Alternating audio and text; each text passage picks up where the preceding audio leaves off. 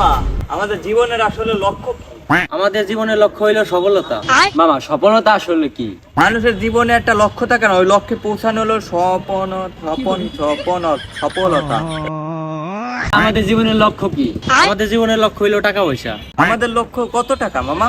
আমাদের লক্ষ্য million million million million million dollar. এই যে দেখ, মাত্র বললো টাকা, এখন বলতেছে ডলার।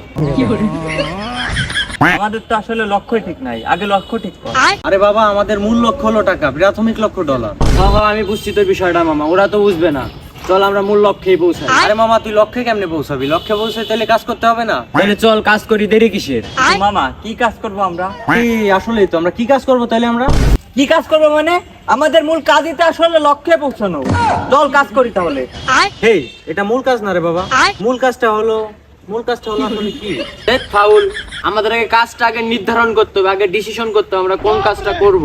কাজ তো করবো, কিন্তু কাজ করার আগে আমাদের কিছু প্রতিজ্ঞা আছে, সেগুলো পূরণ করতে হবে। দেখ, আবার কাজের প্রতিজ্ঞায় চলে গেছে, তবে না আসলে কিছু হবে না। আমাদের প্রথম প্রতিজ্ঞা হলো কোনো মেয়ের দিকে তাকানো যাবে না। যদি কোনো মেয়ের দিকে তাকাও তাহলে তোমার লক্ষ্যে যেতে পারবে না। তুই কি করলি এটা? আমার প্রথম লক্ষ্যই তো আসলে মেয়ে দেখা। আমি আসলে মেয়ে ছাড়া বাঁচতে পারবো না। তোর লক্ষ্য হচ্ছে মেয়ে, আর মেয়ের লক্ষ্য কি জানিস? মেয়ের লক্ষ্য হচ্ছে টাকা। হ্যাঁ পারবে, তুই অবজা। মেহু, তুই কি বলতেছিস বলতো আবার?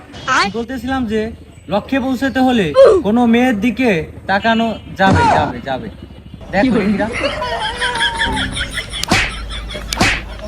অস্থির, সুন্দর আছে। ওটা তোর ভাবি লাগে, ওই যে আমার সাদিয়া মনে বানানে জানে। তাহলে মামা, তোরা এই লক্ষ্য নিয়ে থাক, টাকা পয়সা ডলার এই লক্ষ্যে পৌঁছা, আমি মেয়েটারে পটাই আসি।